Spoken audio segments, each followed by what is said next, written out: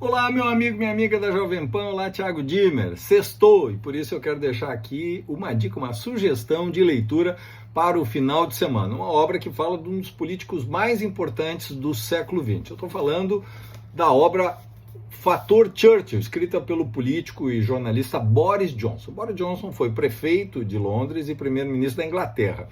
E ele analisa a contribuição decisiva de Churchill para o destino da humanidade. É claro que há muitas obras, muitas biografias de Churchill, mas este livro, o Fator Churchill, ele é singular, exatamente para mostrar naquilo que Churchill fez a diferença.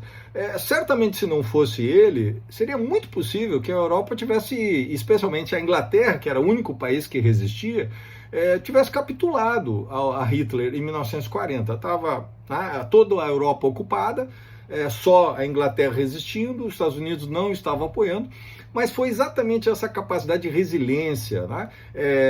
Churchill conseguiu convencer o presidente dos Estados Unidos, Roosevelt, e também a opinião pública americana da importância de estar juntos, né? Os Estados Unidos, junto com a Inglaterra, liderar o mundo livre.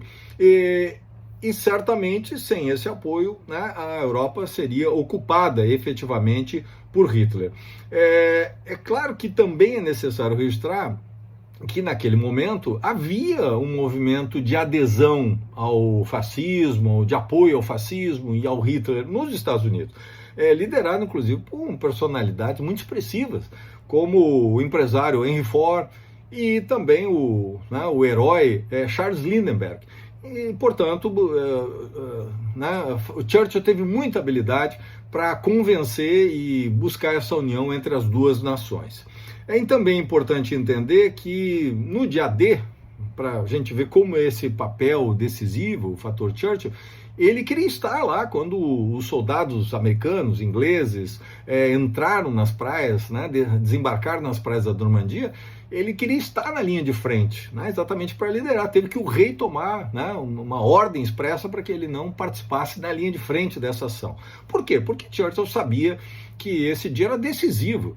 Né? A possibilidade de vencer a Alemanha, de vencer o fascismo, de vencer o nazismo, passava por esse dia e, de fato, aconteceu. Churchill era polêmico, ele era sagaz e era extremamente inteligente.